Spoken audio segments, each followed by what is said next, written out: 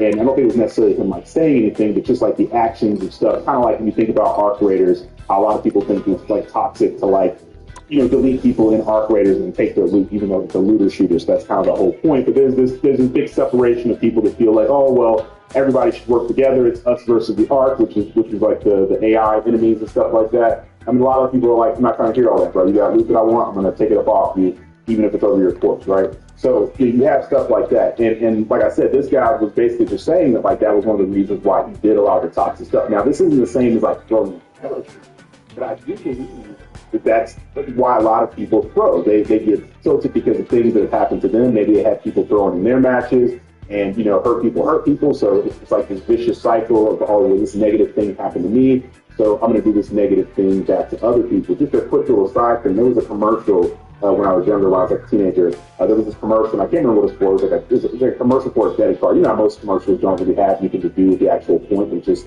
got to get you to remember them, and they did exactly what they were supposed to. But in this commercial, it was something simple where, like, you know, a guy drops something, and then a lady picks it up for him and hands it to him. And then he goes somewhere, and then he opens the door for someone, and they're like, oh, that was nice. So when they go somewhere, they open the door for somebody else. And they're basically saying, like, when you do something nice, you know, that energy basically goes on and on and on, right? But I think it's the same exact thing when we do negative things. If you're negative to people all day long, you're probably going to tilt a bunch of people, and they're going to take that negative energy into their next match. Same way that we were talking about how people will throw over team comps. Someone could have just went up against a certain team comp and got absolutely destroyed, or maybe they had a certain team comp for their team and got absolutely destroyed. And the thing is that that may not work for one group of people, but then another group of people that they could, you know, excel with that, right? And to the person looking at it, they're gonna go off of their own personal bias of what's happened with them, and they're gonna look back and say, oh, well, the last time that I had Iron Fist and Black Panther, we got absolutely stomped. Not realizing that the Iron Fist and Black Panther he's playing with are probably goaded, and they're about to carry the match, right? I'm not saying that happens every time, but that is something that happens a lot of times. Then we have this other comment from this guy, which he's not a man of many words, but he's very straightforward, and I appreciate that and respect it. But he basically said, I'm tired of idiots who run to their deaths and refuse to learn from their mistakes. Who gives a crap at this point? I'm going to make sure that everybody loses to the max.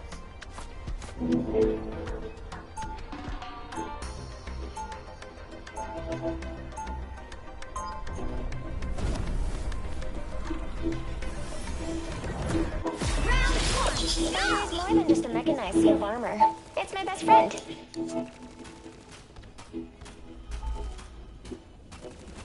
They'll be coming in 30 seconds. Stay strong. I'm impressed, kids. That's some serious tech you're wearing. It's more than just a suit of armor. Been done fast. And it's in my time too. Just going to StrikeTeam Only place. Luckily, I use Wiki.com, so I can get everything I need.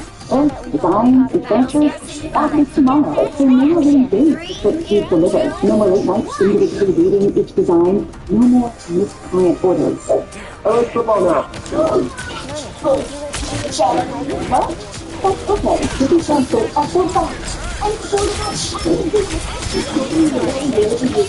Wiki transfers. Fast enough to even miss Wiki's clients.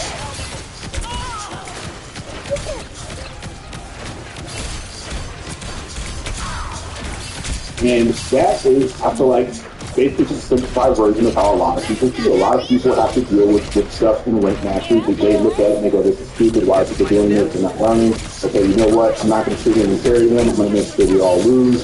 Whatever. And like I said, it kind of reminds me of, like, I know a lot of people here won't remember because nowadays I think it's kind of weird for, like, kids to go outside by themselves. And unfortunately, the way that society is in this current day and age, my own children live in a fenced-in backyard. It's pretty big. And even when they go outside, if I'm not able to, like, let's say I'm in the house and I'm gaming and cleaning up or whatever, they can only go outside if they have, like, German Shepherds do it, right? And even then, it's like, I still go out there and check on every 5 or 6 minutes just because people are crazy. They'll come snatch the kids out of your yard, you know? So I don't leave them at all because I'm not going to have my children on a missing poster inside a Walmart or something, right? And like I said, when I was growing up, though, What's going on, Sam? We were able to go outside like all day long, and you have to have a commercial. It'll always be me till somebody bought my channel. And I think honestly that reminded parents like, oh wait, we have kids. Let's go, outside. That's all. The whole thing was you had to be home for the street match came on. Like that's like all kids, you know, once the street likes to do this, Trying to show people that Penny a real tank. And once you heard that, you knew you had about 10, maybe 15 minutes to get your behind home. So it was going to be perfect. You're going to be quick because you're going to take that step, right? But the point is, the reason why I brought that up is because when you were younger and you used to go to the park, they feel like a kid who had like a ball or something, a basketball, football, or whatever. And you start playing a game, and if he started losing, or maybe he was like whipping or whatever, he would get me feeling, you know, I'm taking my ball and going home, and I was like, oh my God, this guy, right? To me, that's kind of the same mindset in this game. And you have people that are just like, oh, well, you're not doing things that I want, whatever, I'm going to leave it.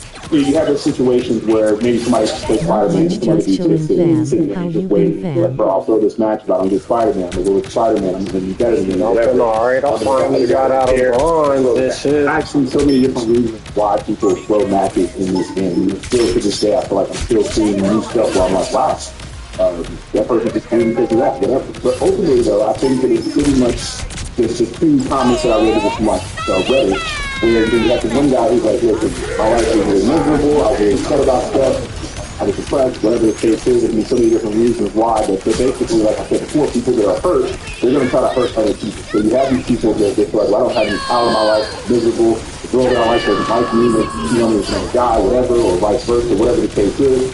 Maybe my parents are mean to me, maybe they don't like me, dad's not around, people at school abuse me, pick on me and stuff like that. But let me get on this game, I can be negative and toxic to people, and at least I feel like I have some kind of power over them. And then you have the other people where they're kind of cold, right? Like they want everything to be exactly the way they want it, and if it's not, they're like, listen, I'm taking my ball, I'm going home with you. And taking their ball in this game is equivalent to be, I'm going to pick Widow, I'm going to leave the match, or whatever the case is. Like I said, I kind of pity those people. Because me getting on the game, I never once got on and been like, man, you know what, I'm upset. I did have one instance where I almost threw it. Just everything in me not to, but I almost threw it. And this was the day where I was playing ranked, and, you know, I've been picking these game nights the whole entire day. Now, this is not doing a team. The team, my own team, you know, I picked my character, I picked him immediately. Everybody on the team was trying to ban me, and like the first 3 or 4 times that it happened, I said, you know what, whatever. Whatever. So I thought that this time that it happened, finally I turned on DC. These guys are sitting there laughing like, oh yeah, we just ban this guy's new method, blah. And I'm like, oh, what? That's how it is. You come in here and you ban somebody on your character for no reason, first not to say anything, you haven't done anything to you.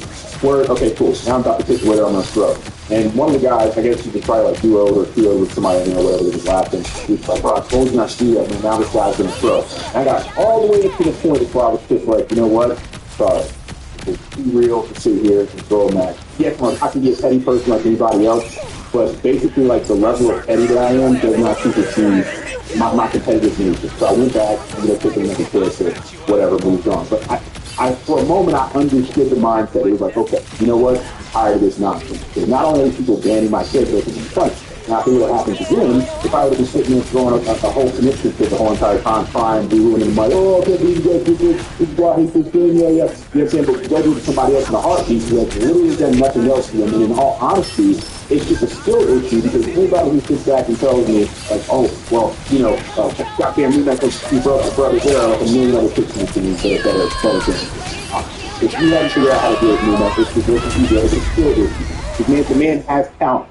Right? And I get like the people that I still want to, you know, play against that or whatever. It's like, brother, I can count on one hand times I've been hit by another enemy movement. I remember every single one of them felt like, man, that guy was actually really good. But 99% of the time, I'm going to try and cook the other movement on the other team. So you can't even say it's going to come down to like some mirror match and oh, you know, who's got the better movement? You got the better movement. You got to go to movement, okay? So that's the real reason for it. Like I said, for a moment, I felt what it felt like. I was in that other person's shoes, the shoes of the thrower. I felt it mentally. Now, throwing because it's petty, or because you want to take the ball home, or because you're trying to throw whatever, that I can't understand, because I'm a grown man. Like, what would I be doing? Like, seriously, if that's the best thing that you can come up with, the thing to do with your free time, you're probably extremely boring individual. If that's the best thing that you can come up with. You just sit here and go, I'm about to load into a video game. Quick play, that's one thing, quick play. Another thing, you're going into rank matches, wasting your time. Time is the most precious thing on the planet. The only thing in the world, can't pay for more to get back, can't do anything about it. Once it's gone, it's just gone. The time that it took me to make this video, the time it took you to listen to it, that is time you will never get back, which is why I try to make sure that when you are listening to this, you're gaining some kind of information, gaining some kind of knowledge. right? Versus just putting some mindless stuff on it, you know? But ultimately, though, I think a big deal with throwing is a lot of people that, I'm going to be real with you all, I think it's like fatherless household type deal. Like you grew up and you didn't have a dad to tell you how some of the stuff you do in the game. For example, my children, their games, both of them are sims. My son, my oldest son, he prefers more like simulators, like he's really into like train simulators, car simulators and stuff like that. He loves stuff that's very like realistic, he doesn't really get into like shooters and all that. My youngest son, he's pretty much a phony. Every game that I play, I go in there every day playing something like, oh, he could play that, oh, I could play that. You know, he's definitely live when it comes to like our live areas and games. Right? There'll be times where I'll see him in a match, he's about to leave or something, I'm like, oh, no, finish that match up. Right? Every time my wife's like, oh, you know, I mean, whatever, I'm like, oh, give me 5 or 6 minutes, he's going to rank match, whatever, right? And that's how I raised him. Like, once you start something, you follow through. That's how I was raised. I had a father to tell me something. My father taught me how to be a good sportsman. If I would lose something or whatever, and I'm like, oh man, I don't want to do this. He's like, nah, you sit down, play it out, and then you take the other person's hand, and you say what you do. Right now, you go and say, you just say, you know, good game, or you know, respect, whatever the case is at the time. This is changing in sports.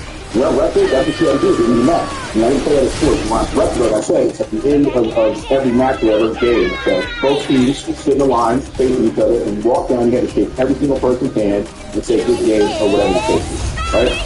You know, looking people in the eye. Now, a lot of people didn't grow up with it.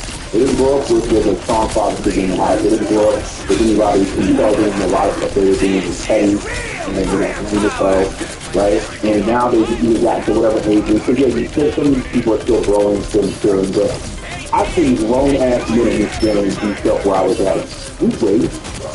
Like, who's the person in your life who's kind of yoked you up and was like, listen, this is lame as hell, bro. Like this, you need to stop. Like this ain't what I'm raising in this house. And it's very important. It's very important. But it is what it is. You know, and that's just my personal opinion on why a lot of these people have to go to that. I'm not raising those kind of children in my home. Start a match, finish that match, go in the ring, things aren't going the way that you want them to, you fight through it anyway. Right? That which doesn't kill you. That whole expression. In the room, say jiu-jitsu.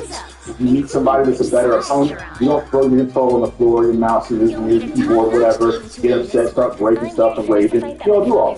Take a second and you go, why did that person beat me? Because there's a lesson there. You can learn. You become better. Ain't nobody ever started anything who's been the best. There ain't nobody out there that's got 100% win rate. I'm sorry, I don't care who it is, who your GOAT is, who your hero is. They lose matches like anybody else. But what makes them good, or what makes them the best is that they're able to learn from their mistakes versus just sitting back complaining about it over and over. That's something I have no respect for. You see a lot of these content creators out here, every time they get beat, they're like, oh, well, you know, it's this game, or it's the servers, or it's the lag, brother, you got beat. Yeah, every once in a while, yeah, it might be something crazy that actually happens with the game. But for the most part, though, you got dipped. And that's okay. Everybody gets beaten at some point in time. So what's funny is that the person that beats you might not even be someone who takes that game as seriously. It could be a dude who's only playing with his friends just so they ask him to, and he just dumpsters all over. I know people that play this game every single day religiously. He never made that a goal before. But they keep playing. They keep coming back. I got people like my brothers who can play this game once every 3 or 4 months. The battle starts in 5, 4, 3, 2, 1. Oh, there they are. They don't look friendly.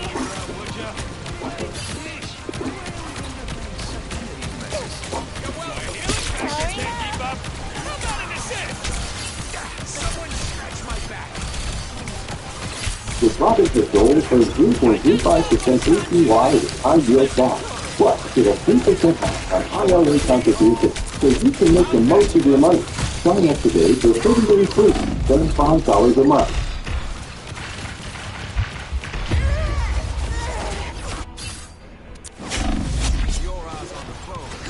And dumps on half people I know who play it every day, and everything in between. You know, everybody's different, right? But like I said, that's just my little dad talk for the day or whatever.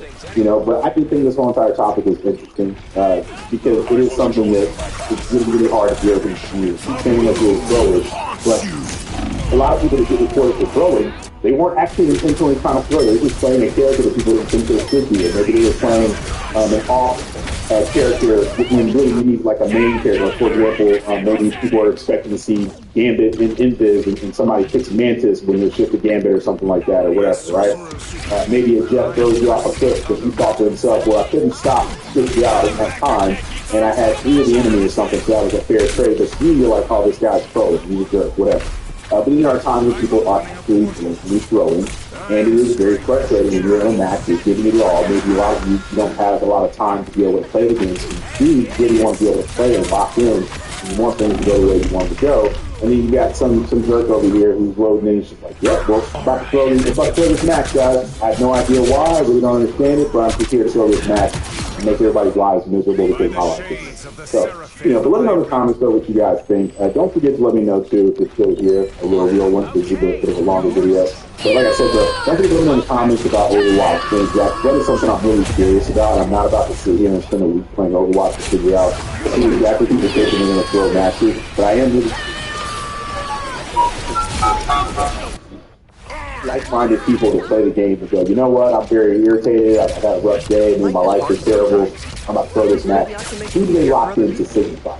Let me know in the comments. But I do appreciate you all for listening. I'm going to go ahead and wrap this video up and get on my weekend, go hang out with family, catch a movie, go dinner, whatever, something outside with fresh air, because I recommend a lot of people do it. Especially if you're playing the game right now and you're like, okay, I recommend you definitely go outside, get some fresh air, it would do wonders for you. You'd be surprised. But I'm going to wrap it up. I do appreciate you all for listening. Apologize. This is real firepower!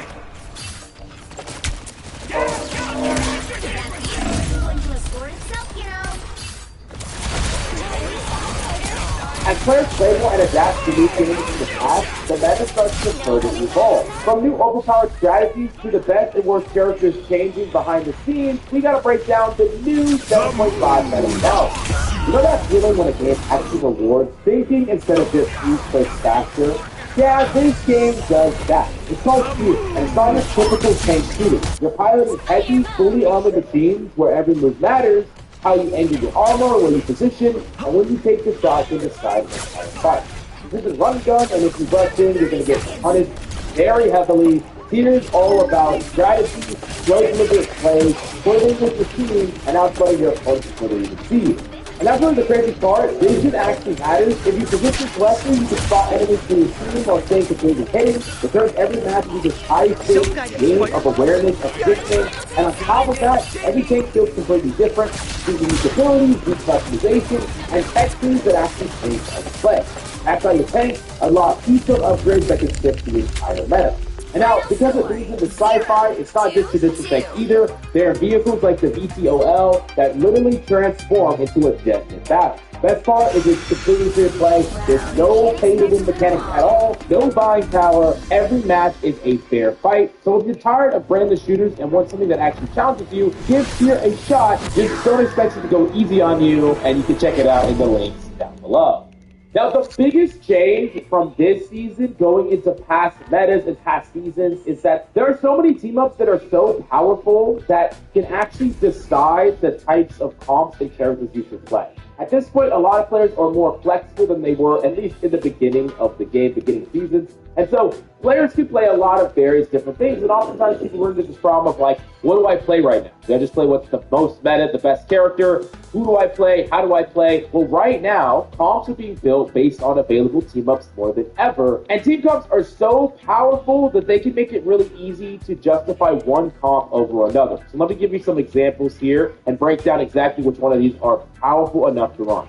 Number one is Gambit. Gambit is a catalyst for a lot of powerful team-ups and just general compositions. Of course, pairing Gambit and Loki together is broken. You're going to cycle these ultimates a lot, and you're going to be able to build up Gambit very quickly. And this is a duo that should almost always be broken up with a ban unless you are going to play it yourself. You do not want to go up against the Gambit and Loki if you're playing something like Rocket Luna. You're just going to lose the game due to the power of them cycling their powerful ultimates over and over again off each other and building their entire teams faster. So like their team is probably going to get like 75 ults over the course of the game compared to your like 45 or something. It's just impossible to win that game reasonably unless they mess up everything. Now, assuming Loki is banned, Gambit is still a catalyst for a lot of powerful synergies and team-ups. So number one is the Rogue team-up with Gambit legitimately makes Rogue an S tier tank. She could be the best off tank because she's definitely in the running for top 3, and she works the entire game just by herself because she can assassinate backlines, she has crazy sustain, it allows her to do some insane stuff with snowballing a fight, and then Gambit and Rogue just naturally have a lot of synergy together, where Rogue gets to utilize the ultimate from Gambit really well, and Rogue can also cover up some of Gambit's weaknesses by marking divers and denying them. So that is an extremely powerful duo if that is left open. And on top of that, Star-Lord, a character that doesn't have a team-up with Gambit, is also just such an amazing combo with Gambit, because Anti combined with the pressure of Star-Lord can create a lot of mid-fight ticks, and then the ultimate of Gambit and Star-Lord goes over the top of everything. You can go through defensive ultimates, you can dominate Gambit in the mirror, and that is just the best DPS to pair alongside Gambit because it's just an I win the fight button. And you can activate it from anywhere. You don't have to just launch it from main. You can launch it from a side angle. You can launch it from a flank. And you can do it when it's just you and Star-Lord. Like, if they don't have anything to stop it, like a Magneto ult or something specific, you can launch it from anywhere and expect to get 3 kills very, very quickly, and even kill through defensive ults. There's not really much counterplay. Such a powerful core. Also, characters like Magneto pair really well with Gambit because of the team-up, but also just being able to protect the Gambit, counter other Gambits with his ultimates, counter other Star-Lords with his ultimate, bubble Star-Lord going in. There's just so much power centered around Gambit that if he's ever open, that's a completely different line to build around. But as we know, Gambit gets banned a lot. So if Gambit is banned a lot, what's one of the other lines? And what's the many other lines right now? Well, the other one is Mantis. Mantis enables the support better than any other character. Taking away damage when you play triple support, but Mantis replaces that damage but gives you all these powerful sustained cooldowns. And especially when you combine Mantis with the super powerful Ultron right now, you basically have more damage than you would if you were playing 2 DPS, which is absurd when you're also getting all this super powerful defensive sustained cooldown that Mantis and Ultron provide. You can play Mantis, Ultron, and literally any other support, and the composition is insane. And you can ban Mantis, and the composition is a lot weaker, although Ultron is still a really, really strong triple support character. You can still make a triple support, but Mantis is the one that truly enables that to be broken. In addition to that, Mantis plus Groot is insane synergy because you get the Groot sustain, you get the extra wall that heals. Also, triple support is one of the best things you can be playing for Groot because Groot trades damage at such a favorable rate because he's building up so much gold stars. He's just a greedy. He's really greedy for Groot, right? But if you play triple support, it doesn't matter.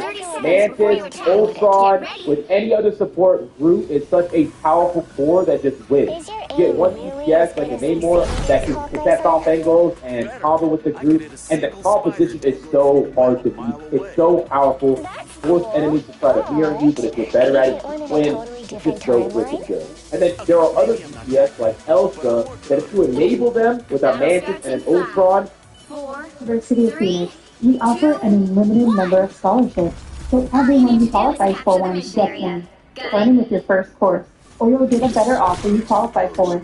Whether you're a caregiver, upskiller, status quo shaker, or career changer, if you're ready to learn, there's a scholarship to be earned. Learn more at University of Phoenix. You know what to do, spiders? An extra force field? Great. A magic onk? Were you recently injured in a car accident? If so, you need to stop now and immediately call an experienced auto accident attorney. Look at this check for $237,000. This settlement and many others like it were payments our team of legal experts obtained for our clients. If you have not been in an auto accident, feel free to skip this video. You don't want to waste your time. But for those of you still watching, I'm going to share the best way for you to achieve the maximum settlement.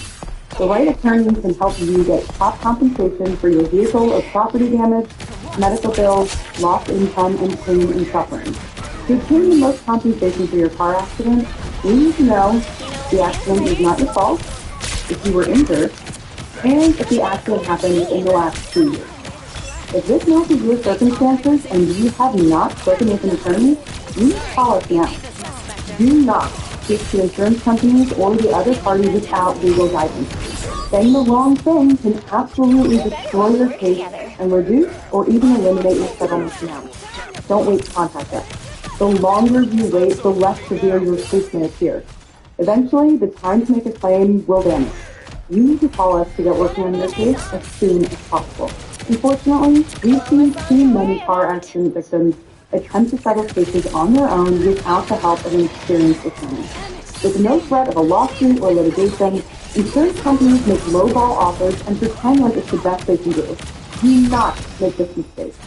You need the help from experienced attorneys at Find Legal to navigate the complexities of insurance law on your behalf. State your saying, but how much will a personal injury attorney cost? This is a good question and the one everyone asks.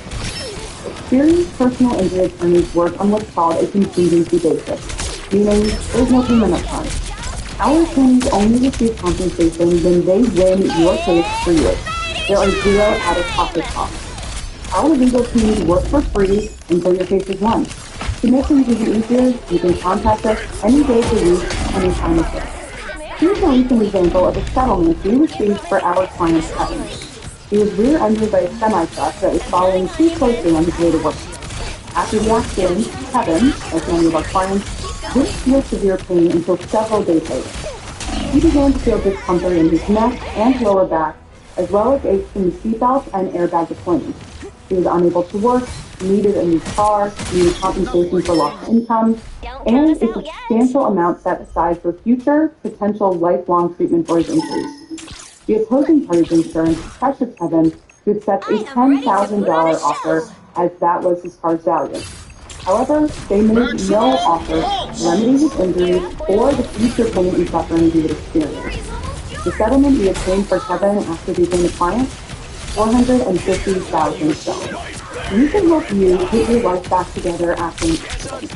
Find legal attorneys, fight to get you the maximum compensation for your accident. Historical data has shown that auto accident victims that work with an attorney receive 3.5 times more in compensation than those without an attorney. A quick call with our legal intake team will get you talking with an attorney that specializes in auto accident cases. We're available 24/7, 365 days a year. Connect with us to have your legal questions answered and find out what your case is worth. When you've been in a car accident that wasn't your fault, you won't be suing the other person directly. You'll be going after their insurance company. The opposing party's insurance have their own legal team whose sole purpose is to minimize the amount they will pay out for your accident. Without a legal professional working by your side, you'll be going up against legal insurance teams that have decades of experience settling cases for next to nothing. They'll try and make you stop America your own case and pressuring you to accept the lowest compensation possible. They know they're going to have to do something, but will employ tricks and games to minimize their fees. If you receive an offer from an insurance company to settle your accident claim, do not sign it before it's been reviewed by your own personal injury counsel. Once you accept an offer, you sign away your ability to make any future claims for compensation. A lot of times, victims walk away from car accidents thinking their injuries are not that severe. But after a few days, the pain slowly starts to build, eventually becoming unbearable. Many that take doctor visits or don't have strong health insurance skip treatment altogether. Do not do this. Treatment for your injury as well as the medical documentation strengthens your case. If you've been injured, it's imperative that you contact us immediately. Our attorneys can guide you through the process of getting the right treatment for your injuries and even help you find the right doctor. That if you enable them with a Mantis and an Ultron, they are just as like it's prime Elsa. Like, yeah, Elsa is not going to be able to dash much, but there's no window for you to punish that Elsa when they have Ultron drones and Mantis is giving them damage boosts and occasionally getting damage boosts themselves, movement speed boosts with the Ultron activation of the drone. It's just overpowered. And you could do this with Elsa, you could do this with some other characters as well. Technically with like Force and Star-Lord and stuff, but really Elsa's going to use it the most. And that is the power. And this is the line that you should really be banning off if you don't want to play or play against. Ultron, Brute, Mantis, these are all reasonable bans because this composition is one of the best in the game. I think if you don't care about playing against Triple, but you just don't want to play Groot, you can just ban Groot on the group maps. But in general, I think Mantis is the problem in the comp. Even if you ban Ultron or Groot, you can still go up against the Mantis Triple. That is very hard to kill and very hard to beat if there's a good Mantis play. Now the next line we got to talk about is the Jeff line, because Jeff can be the strongest character in the game. And no, I'm not saying the strongest support or just strong in general. I'm saying the strongest character in the game, and I'm not exaggerating. He just needs two things: a Venom and a Deadpool. Because what this allows him to have is the Venom team up, which is very similar to a slight form of Soulbond. It's much weaker than Soulbond, but Soulbond is one of the most powerful cooldowns in the game, so it's still very, very strong. And then Deadpool team up, which is basically a smoke bubble. Plays out very, very similar to a smoke bubble, which is a cooldown that is extremely powerful as well, one of the strongest cooldowns on smoke. So a character that's already reasonably good, you can play off angles, you can heal and deal damage at the same time, you go ballistic extremely fast, you dive, get cooldown that is like a Walmart version of Soulbond and a smoke bubble added to his kit. A good Jeff with those two cooldowns can just completely dominate a lot. Like, he's multiple supports for the utility, put into one little ass body that's just very good. Now, of course, you want to have Tank Pool and Venom, but most of the time, with Tank Pool banned, you can just sub it out for a DS Pool, it's a support pool, and the team up is so good that it justifies any weaknesses in the composition that it takes to create those teams, because it's just adding so much extra utility with it. And Venom is hardly ever banned, so Jeff gets to play and enable him with many divers. And there's so many divers that are good, from Black Cat to Daredevil to even characters like Magic. You can play Silent. There's so much characters you can play in this lineup. But really, the core of Jeff with the team up, Venom, Daredevil, can be unstoppable if the players are on the same page. If Jeff just takes an angle and shoots whatever you're hitting, healing the Venom and Daredevil at the same time they're doing damage to whatever they're diving. Venom and Daredevil dive at the same time. It doesn't matter if it's heat, it doesn't matter if it's comp, it doesn't matter if it's totems or whatever, they die. They just straight up die, and you can set it up at the three-man squad from anywhere. You can stay in the fight if they don't respect you enough. You can hit and dip out and re-hit. It's just always putting your opponents on the back foot, always allowing you to set the terms of the engagement. And when executed perfectly, it's the best comp in the game. It beats even triple support, it beats even Gambit comp. It is so freaking powerful, but there are ways to break it up, there are ways to ban it. But really what holds this composition back is the difficulty of execution. You need people that are good at Jeff. It can't be a bad Jeff sitting main, they have to take off angles and help to die. It can't be a Venom that doesn't know how to properly disengage without dying, cycles. It can't be a Daredevil that doesn't know how to do combos and doesn't know how to it requires multiple good players and it requires a certain level of communication.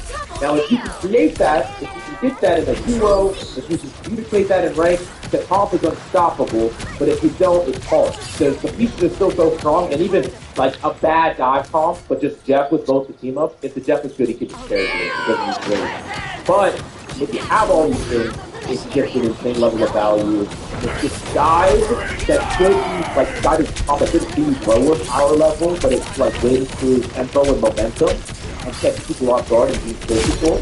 But with Jeff's team up and the power of Daredevil and Venom right now, he can get to sometimes players on the initiative, on the tempo, and in the power level of these teams. Always. And it could be one of the strongest compositions you can play.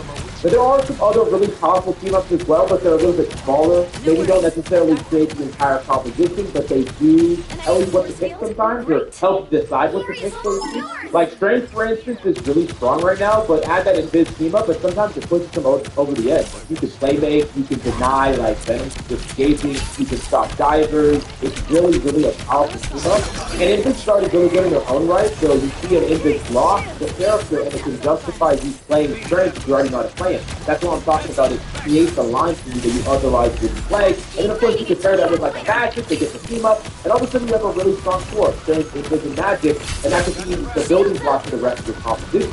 There are even other individual team ups like Luna and White Box that can just create really powerful backlines And sometimes that's just a natural turn that you want to create more than playing maybe some other objectively more powerful support. But now you get the just really powerful defensive capability of that second stun with Luna and that synergy. So there's a lot of these powerful team-ups that are so good that they help you decide what to play or what comps to build. And you should be looking to double down on these team-ups as much as you possibly can.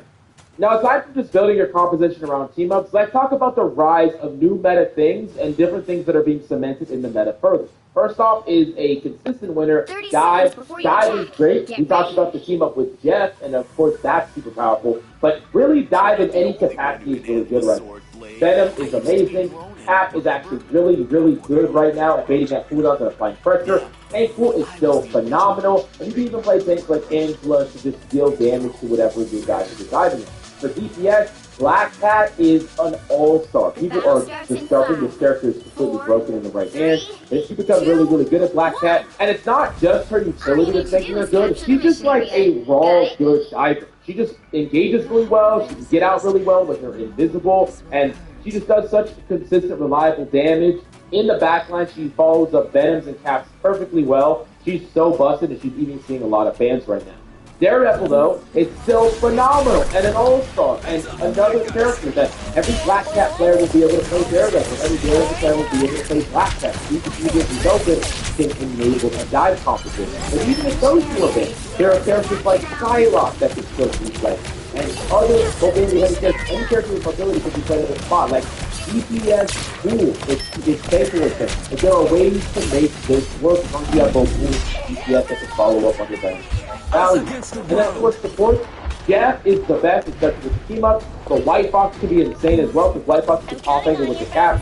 You can aggressively off-angle with the cap. Cap can do that so the White Fox get killed, go back in over and over again while the White Fox is focused with you. If you ever get in a situation where you're about to win, White Fox can teleport in and he stops the fight with you. They can teleport in hold. They can teleport back to their team, so they're really hard to flush out. Like halfway harder to flush out. White Fox and Cap have to space doing two together. And then like a perfect composition I can imagine is like Jeff, White Fox, and then Black Cat, or you could do Ankle, Venom, Daredevil, Jeff, or like any combination of any of these characters is just completely busted. It's super powerful. Now, apart from Dive, there have been new characters that have risen in the meta and become dramatically stronger as expected from 5. First off is Hulk. While initially the tenacity changes seemed to hurt Hulk and make it so that he couldn't consistently juggle, new adaptations to juggling made it so that Hulk could still juggle and be consistent with it. But the plus side, the silent buff that Hulk got, is now soft moves don't mess up his jump. The same stuff like Invisible Pool doesn't hurt him as bad as it did. It still hurts him, but not as bad. And now people are feeling the effects of the 7.0 ult changes where Hulk can build ult faster than just about anyone besides like tanks, for instance. And you can leverage that to early fight wins, or even turning fights, or shutting off win conditions before they even pop up. And Hulk has kind of skyrocketed his placement as one of the better offenses in the game. He gets to play this flexible hybrid style where he's offensive, you can be defensive, you can be anti-dive, you can dive in with your team, you can do a little bit of everything. And while I do think like a more traditional all-in dive is more powerful on paper, in actuality, if you have the skill, the chaotic nature of rank is something that Hulk tries to do very effectively. And that's one of the many reasons why this character is dominating right now. He's in such a good spot, he has such a high win percentage, and if you have the skills of Hulk, it's time to lock him in more and more. And if you're looking for a tank to learn that can carry, Hulk is that tank, but he's very hard to learn. He's not an easy tank by any means, but he can't be worth the grind because of how good he is positioned right now. Even with no real impact to team up, we don't have something. I know, they can get on my stuff. I know that I'm still in the show. As soon as I get it, I go. They hate that I'm making more dough. I did it by losing the show. I did it by losing myself. But it's ridiculous. I lose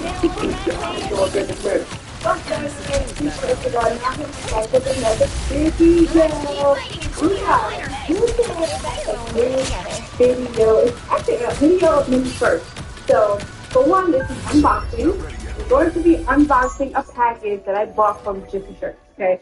So if you don't know me, I am right now. Even with no real impactful team up, we don't talk about the Now, the next big riser in the new meta is the Thing. A lot of people thought the Thing would be killed by the meta, killed by tenacity. And while it does mess up some of his interactions, the reality is the Thing just has so many good matchups, it doesn't matter. From characters like Wolf to every diver in the game, everything with mobility. And if there's like one thing to describe the season by, apart from triple support, it's mobility. Everyone has mobility and everyone is flying around, jumping in, doing all this stuff. And you need a true anti-diver. And I'm not talking about like one anti-CC. I'm talking about consistent pressure, pressure to shields, difficulty to die, and the ability to turn off movement, and that's all the thing. He's so good against these dive songs because they're also low damage. Sometimes they literally don't have enough damage to kill the Thing. They're playing Black Cat, Daredevil, Cap, and Venom. Who's killing the Thing? Who's killing him? No one's killing him. He just gets to swing and swing and swing, and he's gaining more shields than they're doing damage to him, and unless they kill his entire team, he won't die, and he's the best character to prevent his team from dying. And even not just into that matchup, there's so many tanks that he's reasonable against. He's good against double shield mag strange compositions. He's good against Angela nonsense, Wolf nonsense. Pretty much everything besides a high damage comp, he plays extremely well into. His other weakness is also Groot. Getting walled off is definitely difficult for him. Emma can be frustrating to play into, but she's not played that much this season. Comparatively, she's a little bit weaker right now. So the Thing is a great character to have in your back pocket. And if you're looking for a tank to learn, I honestly think if you're having trouble getting value as a DPS against dive, walk the triple tank Thing, and you're going to win so many games that you just wouldn't win. The character's insane. You need to learn him. You could learn him in like an hour. He's just so good, but he's an absolute necessity to have in your bag in this meta.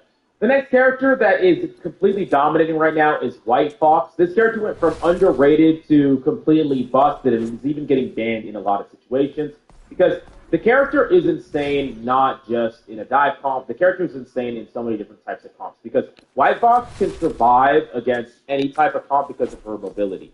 She can play an off angle. You don't want to play this character front to back. You want to play him on an off angle. And then contest and apply pressure, teleport back to your team when you need to. But that ability to pivot means that you're just never going to get caught out of position. And if people have to invest resources to chase you down, they could get bamboozled where your team comes and helps you, you kill them, or you just dip out and then you got value just by them giving you attention to you pivoting into a fight and turning any 1v1 into a 1v2.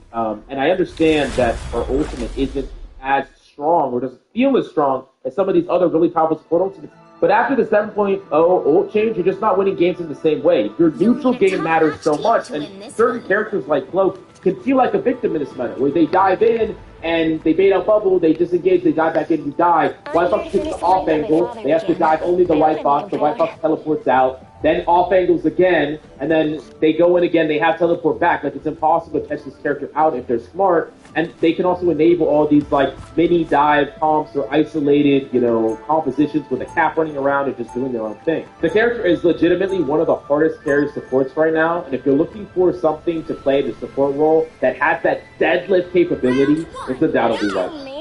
Now, of course, the last rise we have to talk about is Ultron. This character is so good in so many compositions. I've said this before, but this is more true than ever after his buffs. If you are doing okay or bad on a DPS, you would be doing 5 times more if you just swap it.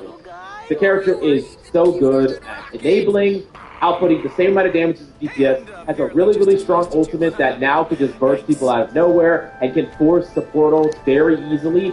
And yeah, I mean, he's just great. Of course, he's at his best with Mantis, but you can really play him in any composition. And if your composition doesn't require a ton of healing, you can even get away with playing this comp in a peaceful composition. Playing something with not, like, you're not brawling or anything like that. You're, like, hitting and dipping out like a Cap Mag or a Cap Emma or even like a Venom Cap, depending on who your second support is. You can make that work because Ultron doesn't provide a crazy amount of healing, but you provide enough, and as long as you're not trading damage constantly, like that constantly fight by engaging and disengaging, then Ultron can actually still work. The character is just so good. There are one-tricks in this character that are farming. There are people that are playing him in higher loads. You're seeing pro play. He's such a dominant force right now, and he's only trying to get better moving forward.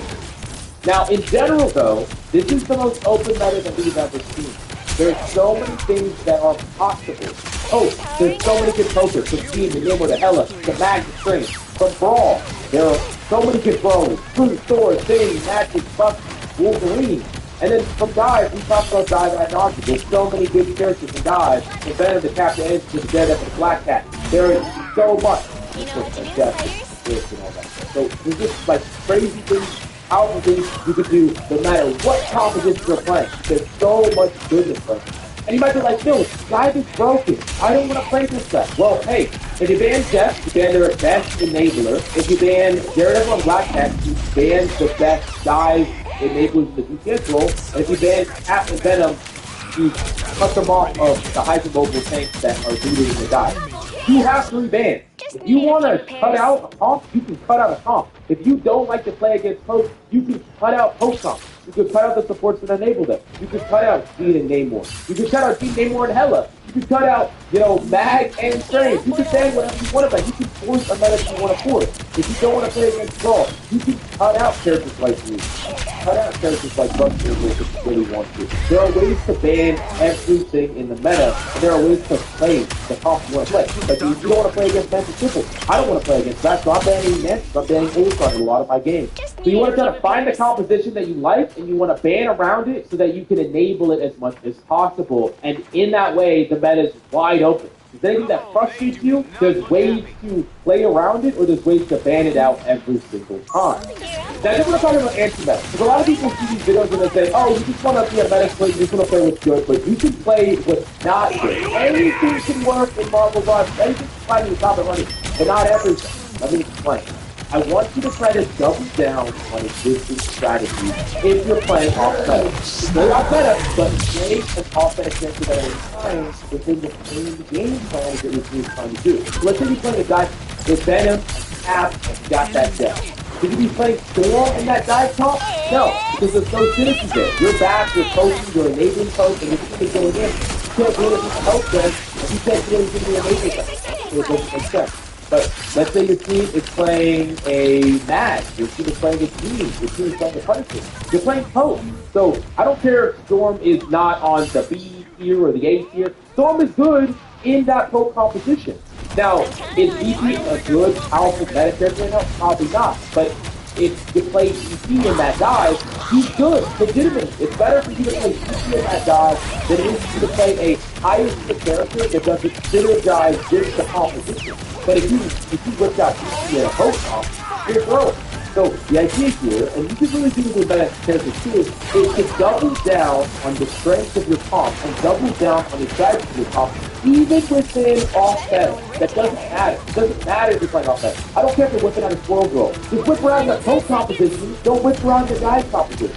If you do this, you can win regardless of your skill pool. Just have characters that can play into any of the types of compositions that you want to play, and really you can make it simple. Two sections. Mobility and non-mobility. Split them into those categories, have an off-meta character in each one, and you're good. You can play in any meta, it doesn't even matter. As long as you're bringing value to what your team is bringing value. But if you're across the map shooting lightning balls, when your team is 3-2-1 jumping into their back line, it's 3-2 nothing. Okay, you have to play off-meta, but smart. If you didn't lose. And at the end of the day, if you want to be valuable in this meta, there's one thing you need to know. You need to be a threat, and you need to be an answer. Every time, think about the game this way. Find ways to be impactful consistently every single fight, and find ways to shut down the enemy you're doing every single fight. You're either Bucky, shutting down the Magic every single fight, pushing them, making them ineffective, or you are Magic going in the enemy backline, killing someone, generating value to get out. Right? Be impactful, be the threat, or be the Bucky and shut them down and be the answer. It could be the answer could be a Magneto. The answer could be an injury. Or the threat could be Daredevil. Or the threat could be Hack. Or the threat could be DPS. It doesn't matter. Be a threat or be an answer. But whatever you do it effectively. If you're trying to play the answer and you're not answering anything, then it's really good better for you to be a threat. If you're being a threat and you're not getting the certain value, walk to an answer. Find a way to still bring value in every single situation and it's good game. Do a little more games straight up. The meta's wide open, but your skills and you still have that skill if you want to find them. But anyway, is there anything that you've learned in this video? Is there any meta strategy that I missed? Let me know in the comments down below. If you want coaching, link is in the description down below. Check it out, subscribe, join the Discord, and I'll see you next time. You know what to do, spiders? You know what? I am just so tired of waiting. Because I went to town. And there you went to town. There. Watch your back now. Over here. We got this. Never miss. On one, in number 16 with the home scenario and Final threat. 10 seconds. Here's how you shoot. A Memorial Day weekend 2026. The World Sport Ready for another ghost fighter? The enhanced Current game. score is A new era where sport 1-2. meets 0. Time to switch things up, including which side you're on. The Whether you're right in heroes can bronze, make all flat, the difference. eternity, or any rank in between, it can be incredibly frustrating when you are constantly reaching a certain rank, but you're unable to move past that rank and further evolve as a player. So in this video, I'm going to give you one tip for every single rank and give you actionable advice about how to get better and how to quickly climb. Ever feel like most games just don't hit the same anymore? Like you log in, do the same thing, log out, nothing new? Well, I found something different, and trust me, this game surprised me. Lately, they've gone all in with this dark fantasy twist on Alice in Wonderland, and I'm talking Alice the Wanderer, the Cheshire Cat, Mad Hatter, except way darker and way more intense. Knave of Hearts and the fearsome Queen of Hearts. I've actually been playing it, and what's hooked me is how much there is to do. It's not just one mode. You got PvE, PvP, clan, boss fights, backing wars. It feels like there's always something to grind or improve, and the graphics generally look like a AAA game, especially for something I can play on both my PC and my phone. One of my new favorite champions is Alice the Wanderer. She hits hard, but what makes her crazy is how she messes with enemy cooldowns while boosting her own damage.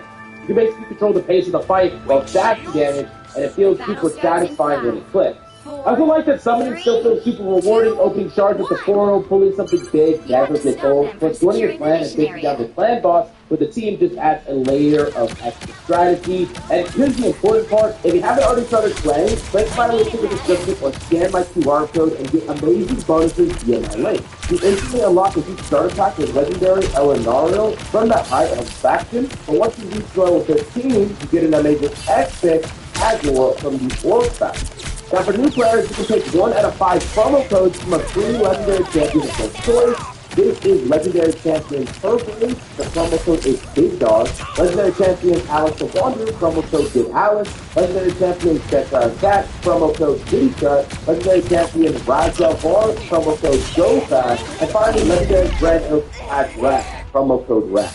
I really do like Alice the Wanderer. This champion is. And you're definitely not going to want to miss out on your chance to get some free legendaries, so check the links down below, and I'll see you in the ring. But for the first rank, we got to talk about bronze or unranked, and to be frank with you, this rank is not really even Marvel Rivals. The games don't play like Marvel Rivals, they don't play competitively, everyone's running around doing their own thing, and no one is playing objectives, working as a team, or even playing their heroes at a reasonable base level. So what do you do in this crazy, toxic environment to get past it? Well, the first thing you want to do is get a wide sense of the game. I really recommend that when you're in bronze and when you're unranked, you want to play as many heroes as you can. Try a little bit of every one of them out and try to know what they do generally. The more you learn about the game as a whole, the wider you'll build your base, and it can help you as you go forward and as you start to kind of minimize your heroes to more specialized as you rank up. Another thing you gotta know is that the games are gonna be just crazy chaotic. It's gonna be complete nonsense most of the time, and it's really the time you need to kind of ignore what dumb things your teammates are doing and ignore the chaos. Do whatever you can to get value all by yourself. And I like to make it simple. Think super simple because no one's doing what they're supposed to do anyways. We're not trying to heal our team perfectly, play objectives perfectly, take space, or do any of this nonsense. We are trying to get kills and not die. Super simple. You do this a lot, you will climb out of bronze. Even if you don't win a lot, you'll still get the performance bonus for getting MVP, SPP often. But honestly, you're going to win a lot more games just because your opponents are dead a lot. And I know that you're saying, hey, I'm a Cloak and Dagger player, or I play this character or that character. My job is to kill.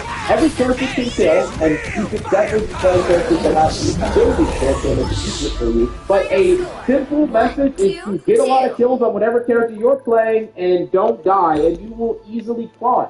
I coach a lot of players in the lowest of elos and zero shooting, and the majority of the time, players are just autopiloting or playing overly passive. They're not taking risks. They're not taking aggressive plays. They're playing back to the pack. They're only shooting at what they see. They're never pushing forward. They're never playmaking. They're not really doing anything besides going with the flow. And I think literally running it down and into your line and trying to get kills is actually going to be more impactful than doing that. And a lot of times players are just not prepared in the lowest of elos for other players that are playing aggressively, trying to kill them, trying to play make, and just be as proactive as possible. We kind of call this limit testing, which is a really important thing that you're going to learn later on and you're going to apply later on. But for now, in the lowest elos, you want to test your own limits and you want to try to go and kill and play make as much as you possibly can. But of course, keep in mind that you're still going to need a substantial amount of games to get out of these elos. Like, even if you're playing reasonably well, you got to just kind of grind through it. And if you're frustrated at the game in like the bronze elo, keep in mind that you're not really playing the game yet. So just play through it, get out of there, and it'll be a better experience for you. So the next rank is silver. This is the Wild West of Marvel Rivals. Like, it's past the bronze rank where things are just pure nonsense, but it's still a lot of nonsense of people not really playing the game in a real hero shooter kind of way. A lot of times people are just insta-locking and running it down, not caring about composition or anything, and then just trying to get kills and, just play their own game, right? That's most of what silver is. But the first thing is that insta-locker, what do? Are you trying to fill, are you trying to make the perfect comp? And this is my number one recommendation for you. You can fill the Marvel Rivals in some of the lower elos. Gold, bronze, silver, whatever. You can fill. Hey, we have no support, I'll play the support. Hey, we have no texture, I'll play the texture. Hey, let's play DPS, what we do, right? But I need you to make it hard to fill.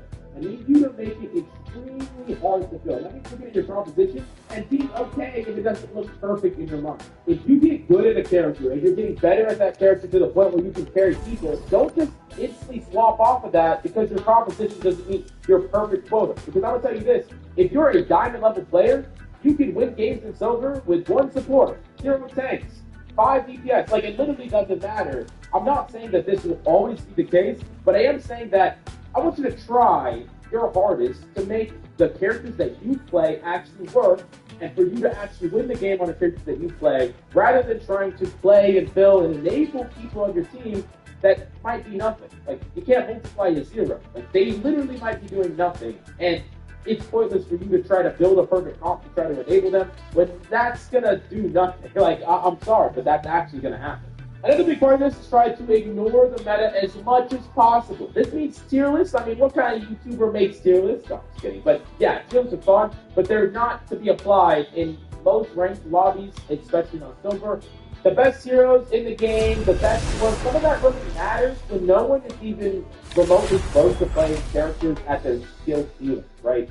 It doesn't matter that Hela is like this insane character when people have good aim, if no one has good aim. It doesn't matter if Magneto is one of the best tanks in the game if no one hits consistent ultimates, knows through a bubble, knows how to press, can't hit their shots. But you gotta understand that none of this stuff is relevant to you, so you best ignore it. I really want you to just play anything, because you can literally climb anything out of silver, whether that's freaking DPS Rocket or Spider-Man, no uppercut. Like, you can climb it out of Freedom's silver. an idea that will never die. Round 1, go! Pretty sure I'm still the coolest spider hero in any reality. These features allow the goal of Coming in 2 30 master seconds. skills. Stay Get a strong. 3.35% APY with Robinson Gold. And you can get up to $210 max on your eligible contribution via IRA. Don't miss out on this incredible opportunity to maximize your money's potential for just $5 a month. Sign up now and get the first 10 days free.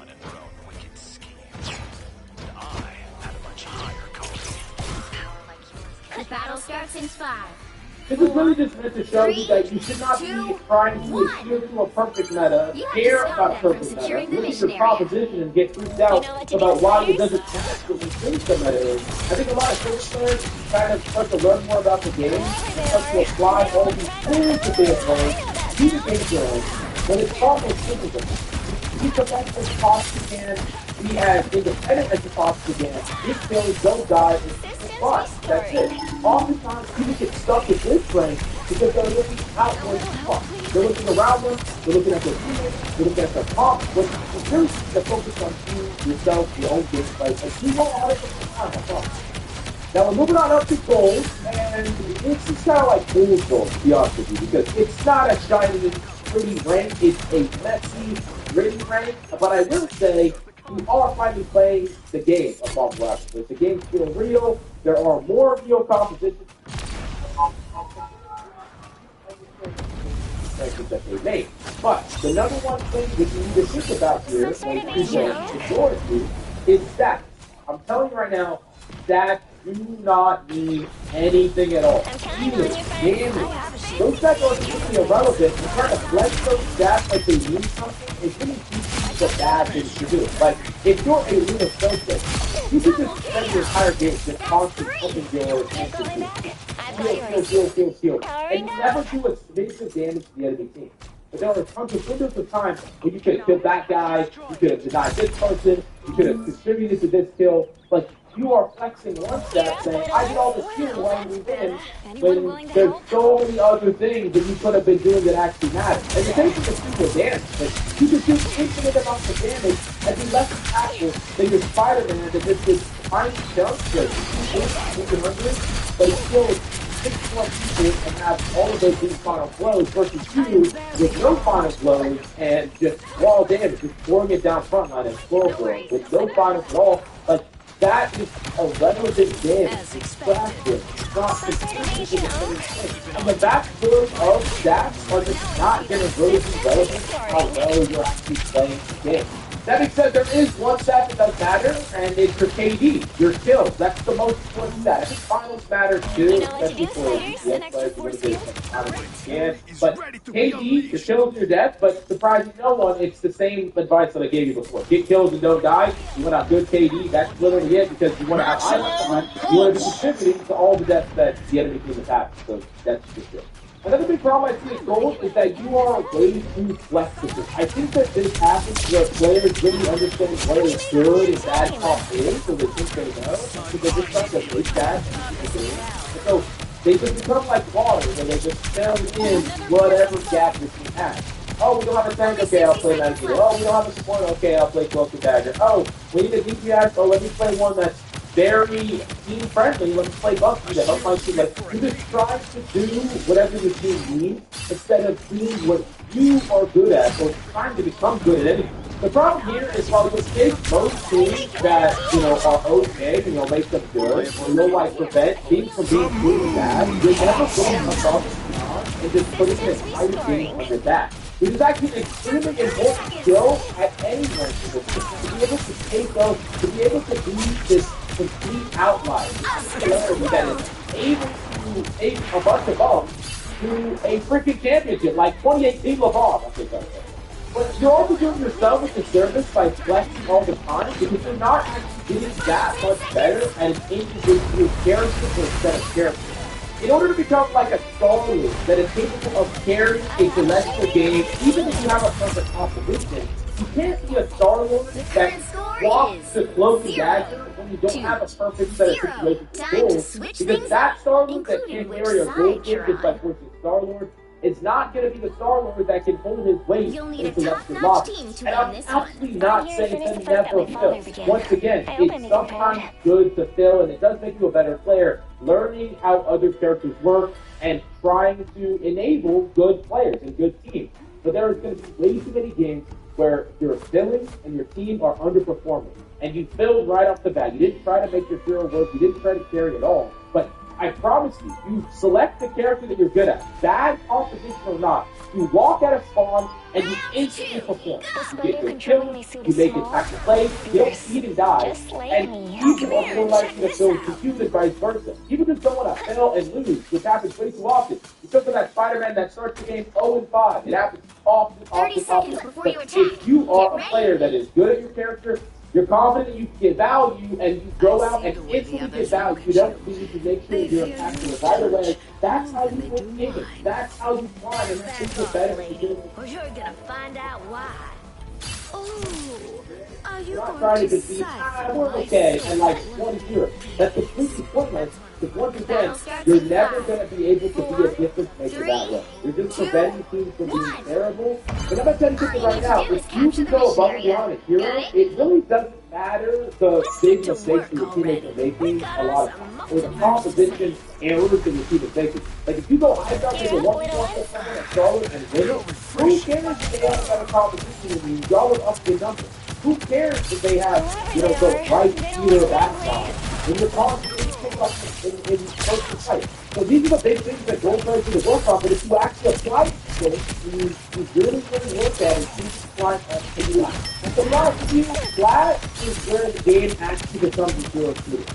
No longer just a death match with funny objectives, colors, blah blah blah. It's a zero shooter, a trade of resources, a trade of cooldowns, a trade of injuries. This is where Marvel Rivals comes zero shooter. 1, 2, And 0. the length of this year, I think, is the most diverse out of any type of tier, because there's a lot of players that come from other games that will just straight up end up in Slack. They can come from Apex, they can come from Crystal Down, they can come from whatever. There's a giant.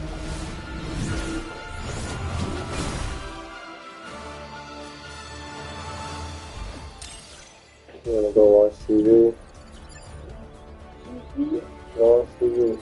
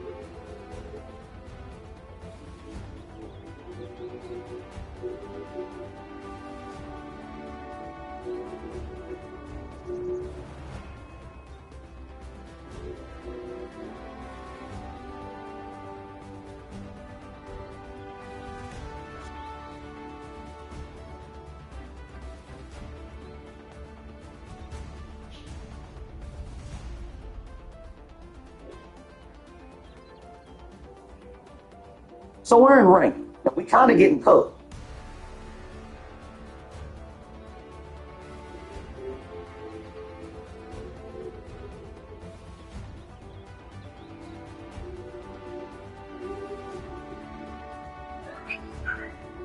Young and Happy, they come together, bring out. Sean and Marlon Williams just ethered and destroyed Aries Spears during a podcast they recently did. And quite frankly, Aries Spears deserved every second of this. Now, because you've been around, you two have been around, your family has been around through eras where it wasn't, well, y'all were famous without the clickbait, right? Yeah. So now that you do get your name added to a bunch of things that where you could just be sitting at home minding your business, and they're like, we focus on. I wouldn't even know that that was I would have to tell it. You brought me back. I'm gonna tell you, I gotta bring you on this, man. This is crazy. Because you had one too. Yeah, they called you arrogant. It was a comedian, Aries Spears. Oh yeah, he's an idiot. Yeah. And a bitch.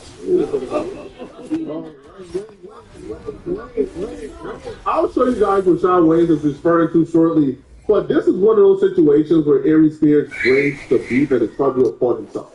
He literally brought this upon himself for no reason whatsoever. Now, this is not a situation where Vlad TV is asking him a question and he's, kind of forced to answer the question because he's getting paid. No, he is talking about something completely random, and he brought up Sean Wayne's name into the conversation simply to hate. That's it. Simply to. There was no reason to bring up Sean Wayne whatsoever. He brought him up just to hate. The reputation that exists about Aries, big Loch Ness monster, is he's difficult. A lot of people don't like him. He's this. He's a diva. I'm honest. Yeah, I am brutally honest. To the point where, you know what? And I've said this. My mouth can be my biggest attribute, but it also can be my biggest detriment. Are there times when I probably should shut the f up? Yes. But I'm honest. And even when you're honest in what might be deemed a good way, people don't like honesty, especially when it doesn't work in their favor. They don't like honesty. So they hit you with the labels, hater, this, that. And it's like, for all the shit that people say about me, they don't know me half the time. When I go to a comedy club, my ritual is to have my headphones in, not because I'm trying to be a dick or arrogant or because I think I'm the hottest guy in the room. It's game time. I'm like the Bulls. What time is it? Game time. Boom. I'm getting my focus on. I'm scouring the room. I'm picking out who the potential of. Maybe I gotta wait because this person's over here is too drunk, or this that got on this wrong outfit. It's what I do. I don't like being in the green room because I feel like a hamster in a cage. I want to be out. I want to be successful. I want people to see me, see them. That brings the guard down a little bit. He could have stopped it here. He had no reason to bring it up sideways because the conversation was how Aries Spears is difficult to work with. I've heard that from a lot of other people. We've seen it with the Vlad situation. He's difficult. He's hard to work with. He's a diva. But how are you going to talk about how people think you're hard to work with and how you a diva? And then you bring up another man that got nothing to do with the situation and say, no, I'm not a diva. He's the diva. And you do it unprovoking. Unless you're, or you disrespect me, yo, I'm super nice, courteous. I'm very low maintenance. I don't want anything. But then I go and I hear these stories. Yo, Sean Wayne, yeah, look at him. He wears shades in the front. You can't talk to him directly. You make eye contact, you get in trouble. And I go, nigga, your talent doesn't match your character. Like, for you to be that talented, you gotta be super talented. And even then, there's never a reason to be that. You should always be as humble as you can be, as gracious as you can be, and as nice as you can be to anybody and everybody, whether it's the manager of the club, whether it's a Fortune 500 CEO, or whether it's the janitor in the bathroom. There's never a reason to be a dick. So, but it's capture the mission area. You gotta be Dave Chappelle, man. You gotta be Eddie Murphy. You gotta be the upper echelon of band. And I'm not even saying it's right then. But you can't be Charles Wayne's biggest level of talent and be that arrogant. Let me reverse that because I'm actually saying it wrong. It matters. Your arrogance doesn't match your talent. This is CCG Player Justin. The trusted marketplace for trading card game players who are always looking to level up. Here's what we do. CCG Player connects you with game stores everywhere, so you can build winning decks and the best selection of cards at the best prices from thousands of local game stores wherever you are. Get the best prices, the best selection, and the confidence to play your best game. Players.com.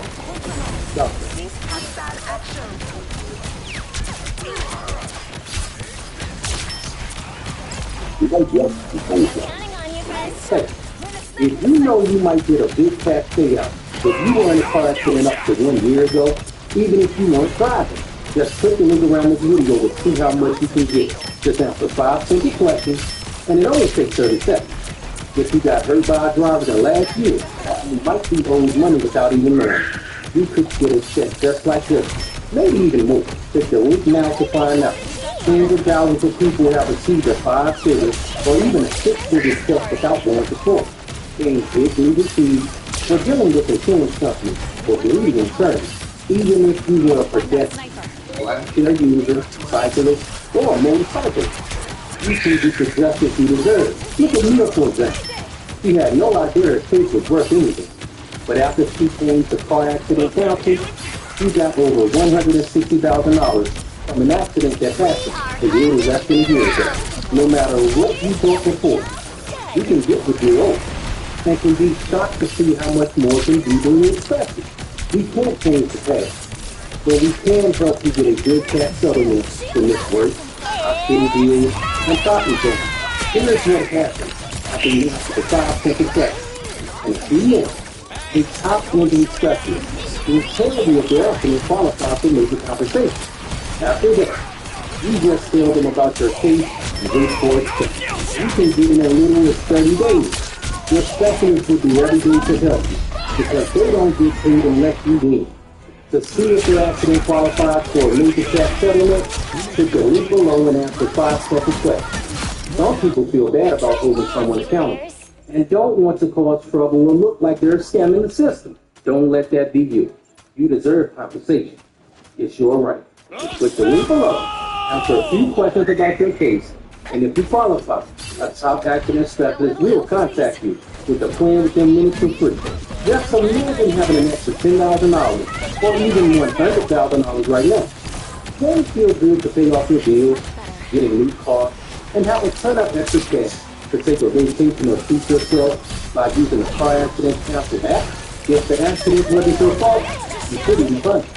So if you're still wondering if this will work for you, and you haven't gotten a settlement, this is for you.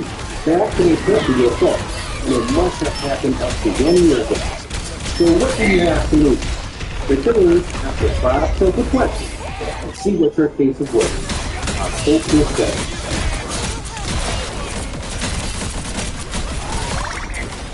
Their team's capture progress has passed the halfway point. I'm not going to sit here and assess who's more talented. That will be below the belt. I think their careers speak for itself.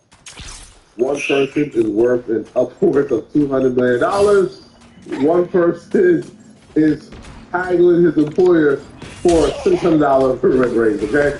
So let's just say the career and the success to me shows and proves who is more talented. The ironic part about that, the very same accusation that Aries Spears weaponized DJ Black's platform to say about other comedians and other people, those same accusations are weaponized against Aries Spears. Because when Aries Spears left, Black TV did an interview where Black TV said that Aries Spears was rude to his employees. Aries Spears was hard to work with. Aries Spears was a diva. Aries Spears had an ego. And Aries Spears was disrespecting employees in the building. So the same accusations you try to stick on someone, go right in your lap. Now, Marlon Wayans has a problem with Aries Spears. So once Marlon Wayans gets received by Aries Spears, Marlon steps in. This is what I'm saying. Sometimes bring out the enemy side of people. We keep our mouths shut. I back at him because I didn't care, but now you bring it up for that because he was begging to get inside of one of our movies or our TV show. I hooked him up. I put him on a cartoon that we did called The Blue Crew. And I realized how crazy he was. He was a crazy man. And what he's saying is, get my name out your mouth. You're a real black guy. We've seen him get slapped up already on man. So, and here's the thing, like I said, he always got something smart to say, and I have no disrespect for any black man in this business or anything. Keep my name out your mouth. Keep my name out your mouth. I mean, he on I had a beef with what's his name, DJ Black. And you know, it's one thing, with being Glad, but then Glad asked him a question about the situation. And you know, Aries always got something smart to say. I can't believe I'm doing this, but in terms of Marlon Wayans beef with Aries, Marlon Wayans to me is a tad bit being unfair to Aries, and here's why. Aries is doing an interview with Vlad. Vlad brings up Marlon Wayans. Aries tries to keep it respectful. I think Aries at some point says, man, I don't know if I should speak on this. And Aries didn't really say too much. He gave a general opinion that I believe is still respectful. But the thing is, when you're doing these interviews, I feel like with Aries, he kind of felt like, man, I'm Team Vlad, F Marlon Wayans, right? I'm sticking for Vlad. Well, when you're sticking up for Vlad and you're sticking up for your employees or people who own these platforms, you have to realize those two platforms are not yours at some point. Like, you're not going to be on those platforms. And right? But you still got to swim out here with all the relationships you burned from when you were on the platform. Speaking of which, I'm asking to break this little story here for the first time. You reached out to Marlon Wayans by doing an interview. And he had to speak to his person who, coordinates this stuff. You know how much they asked for Marlon Wayans? Here. 40,000 plus 30% of our future revenue. The part where I'm gonna show a lot of growth because once upon a time ago, I would have just like a chainsaw and let my mouth run. And it probably puts me in positions that I shouldn't or don't want to be in. So I'm going to take this moment. You know what nobody tells you when you have a kid or buy a home? You can have a willow tree. Using room is one of the best places to get one. When I realized I needed a will, where do I start? How much is it going to cost? How and where do I make one? What if I need to change something down the line?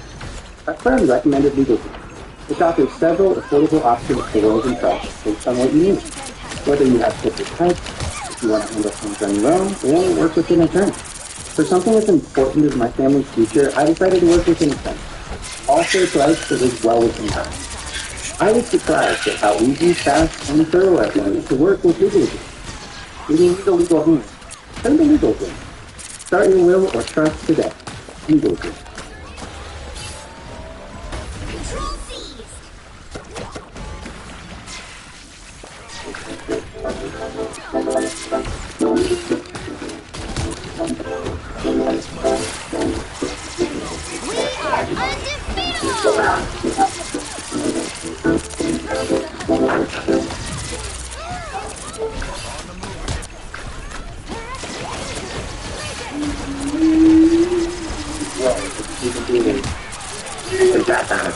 Aries Spears ultimately didn't back out. He gave his opinion.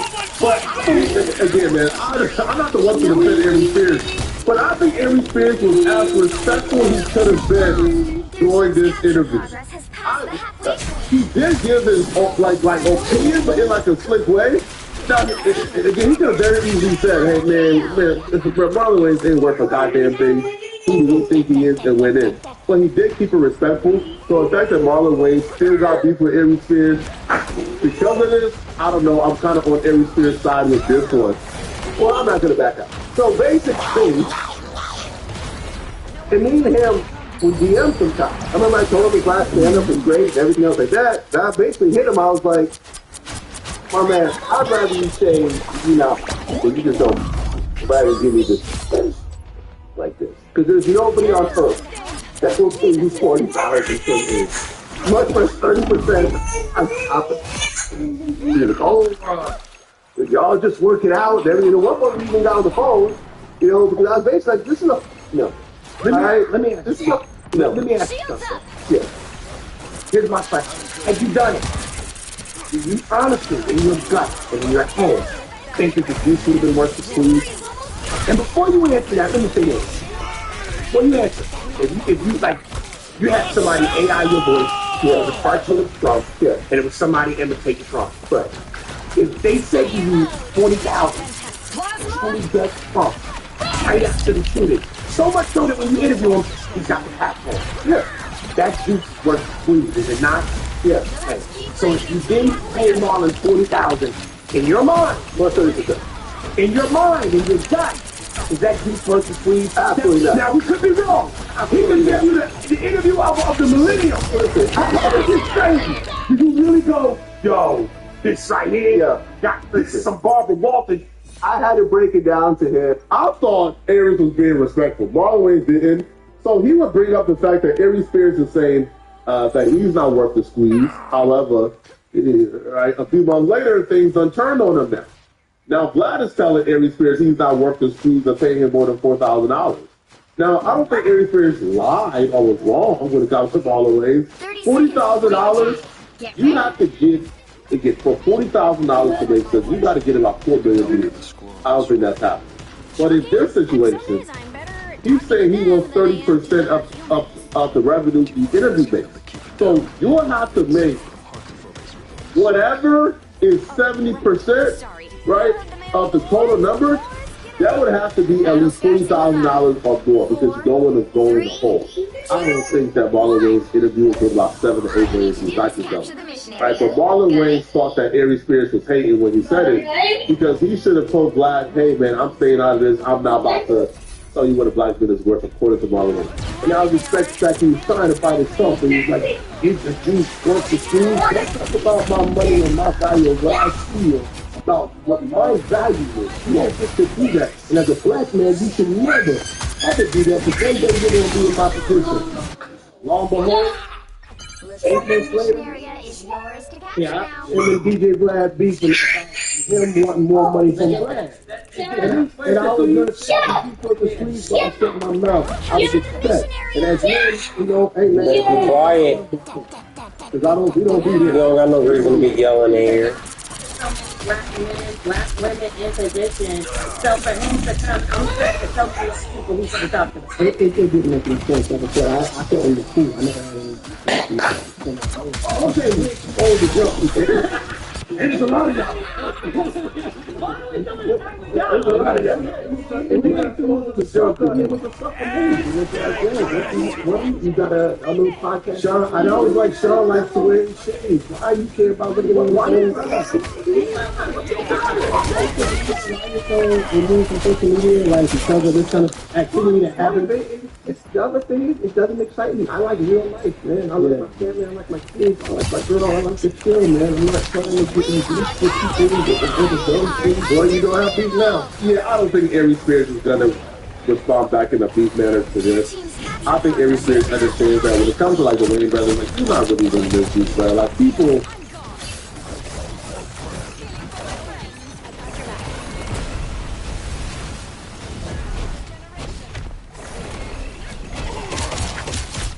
Let me know in the comment section, okay? If you're still watching this video and you want to watch another good video, then click on this video right here, somewhere on my screen, somewhere here, or here, or here, or here, somewhere on my screen, to find out how exactly this no jumper host murder investigation just got 1,000% worse.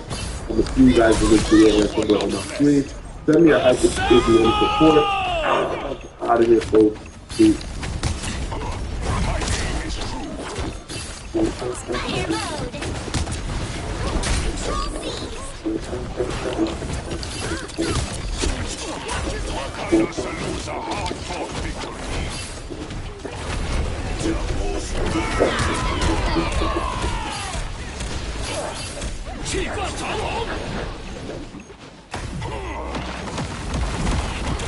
Tremble before fast! Like the most authentic simulator games I've ever played. A minute later, I'm hauling heavy cargo in a package truck, then running a busy supermarket like a real showroom. Rate, survive, deliver, sell, be whoever you want. Come join me for free. Target neutral. Bast has favored me with the enemy will grow desperate. Prepare! We're outnumbered. Kenner Bob Chubb court handles a complete disaster. Like a man, he brought shenanigans from the gallery. My started like that in second, and some women in all that. And it definitely didn't help that he had notorious racist Jake Lane there supporting him. To sit around while you turn our children into a bunch of covers. Who ended up getting himself detained too, when the judge ordered him to be taken into custody. Meanwhile, even more damning details came out in court, destroying Chubb's self-defense narrative. And honestly, there's nothing better than watching racists crash out, finally face consequences for their actions. It's a good day to be black. Charged with attempted murder, aggravated assault, reckless endangerment, and employing a firearm during a dangerous felony. Well, Jew, welcome to the channel. Please like and share the video. Don't forget to sub. Now, let's get into it. Controversial social media personality remains behind bars for now. The judge in Chud the Builder's case is keeping his $1 million bond in place. Chud, whose real name is Dalton Etherly, is charged with attempted murder, aggravated assault, reckless endangerment, and employing a firearm during a dangerous felony.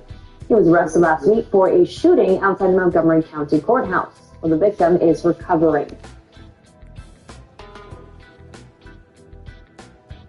So recognition goes down the courtroom with every time Chubb walks into the courtroom escorted by a big black dude. It is so funny to me. While this proceeding was to go over Chubb's bond, Jake Lane went there basically to cause disruption and make a political statement just like he does.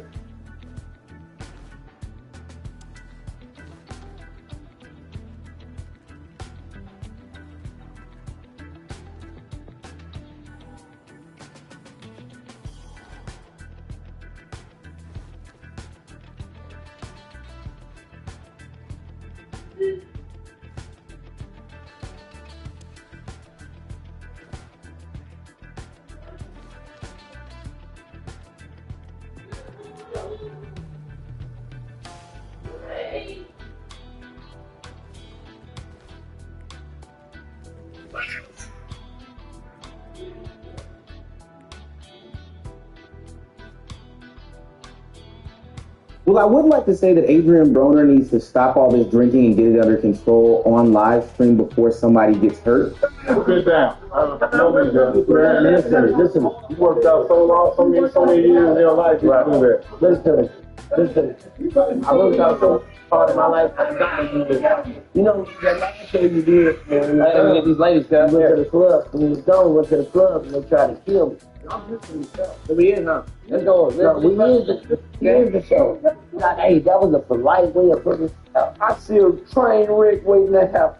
For some case, openly angry, aggressive, violent, drunk. But it seems like this video is coming a little too late because Adrian Broner on stream, without her permission, placed his hands on a young woman's buttocks, and it's disgusting. Let's go. Could you use up to $800? Find it at BioLife. Up to $800 is waiting for you. Just donate plasma, get paid for each donation the same day, then treat yourself and treat your friends. Schedule your appointment today.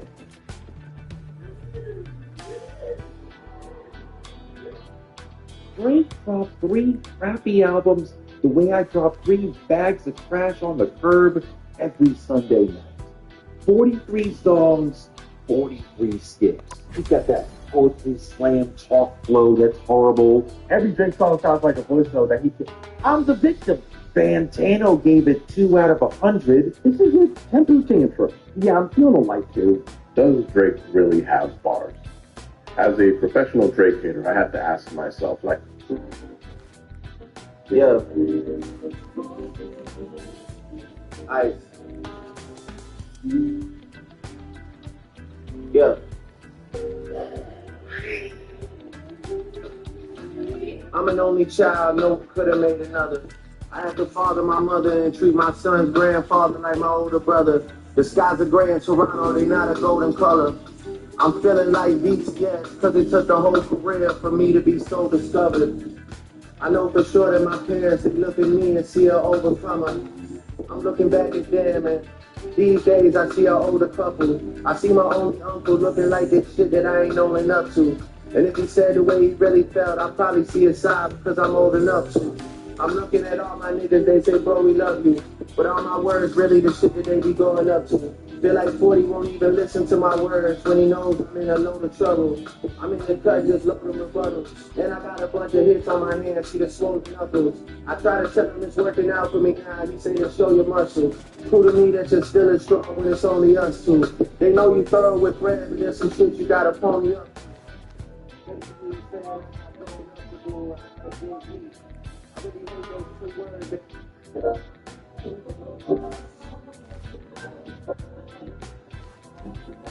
Alright.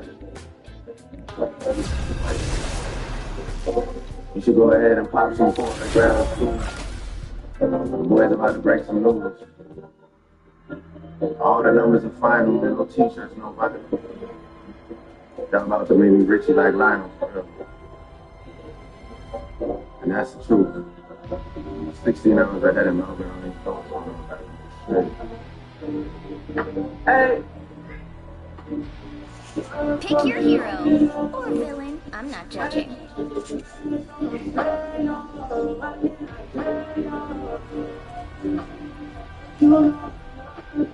Ooh, pick me, please.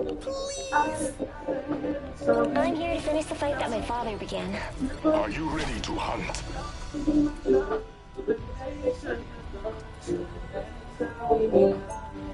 Now I gotta send it home.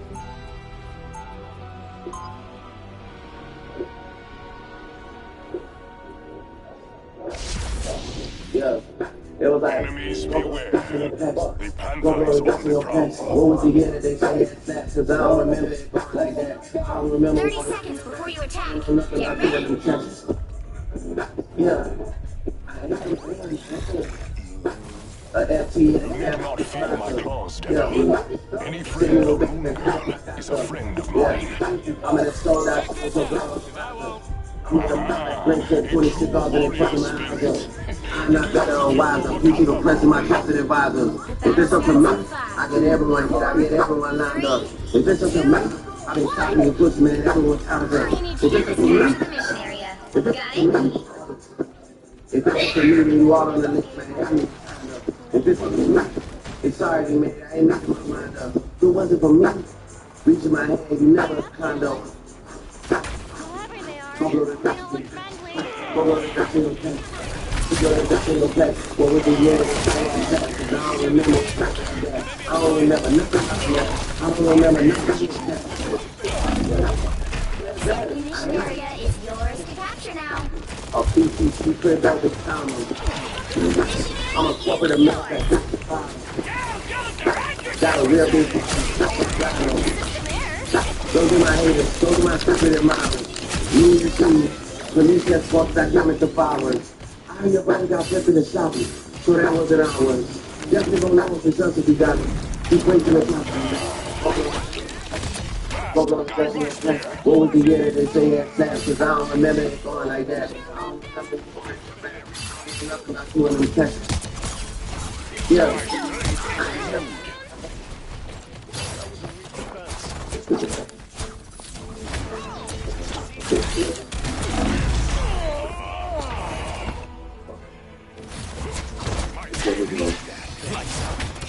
was in on that. They didn't quit this.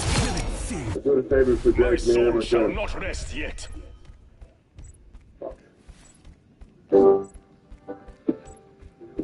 You've captured more than half of the mission area. Keep going.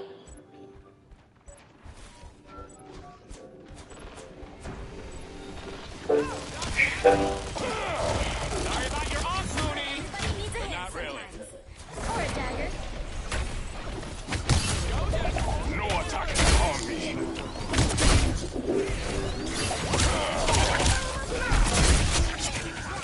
Double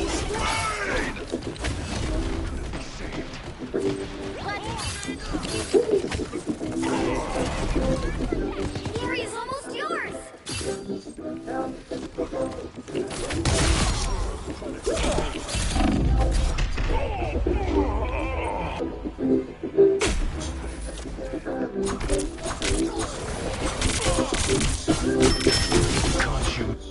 I have returned from Dejalia.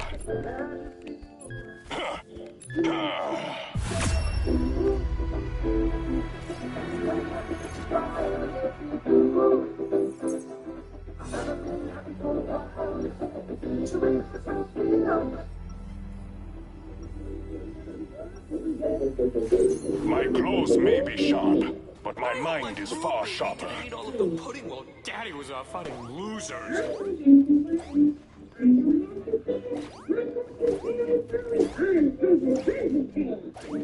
30 seconds before you attack.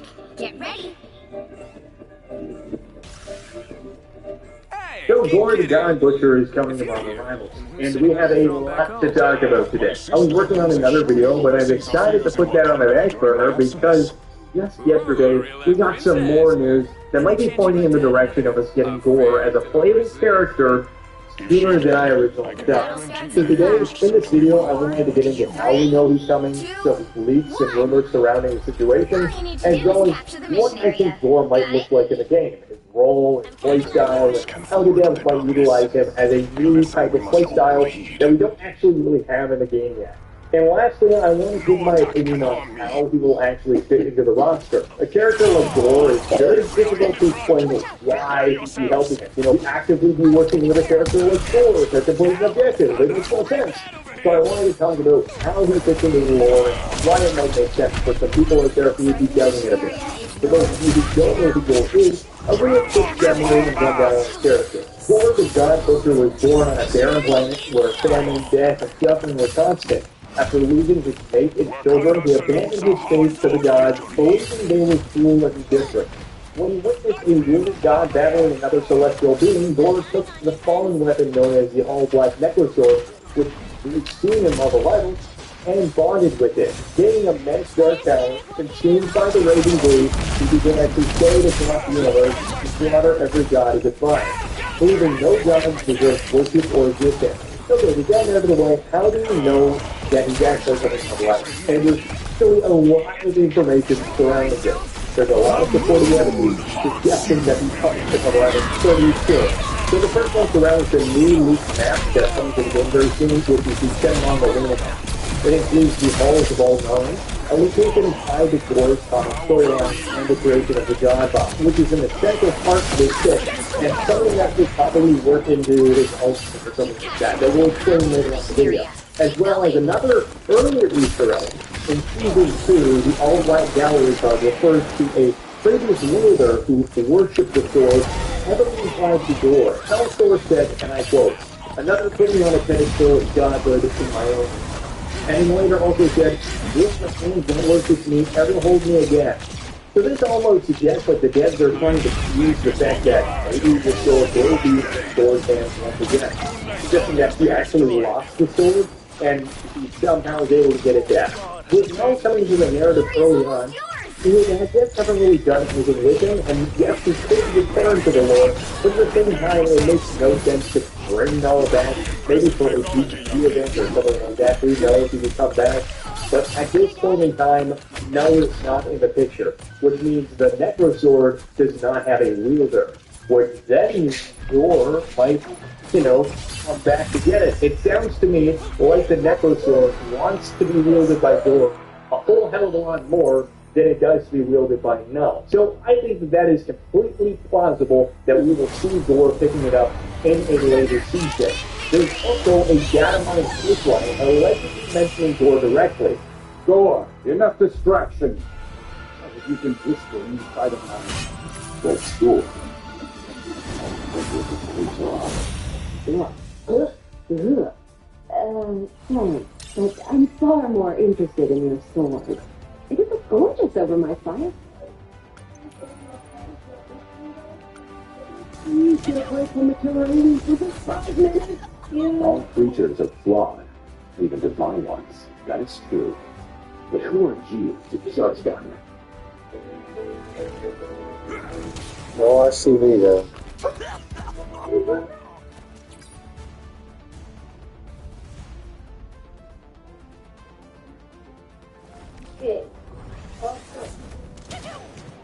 Go watch TV.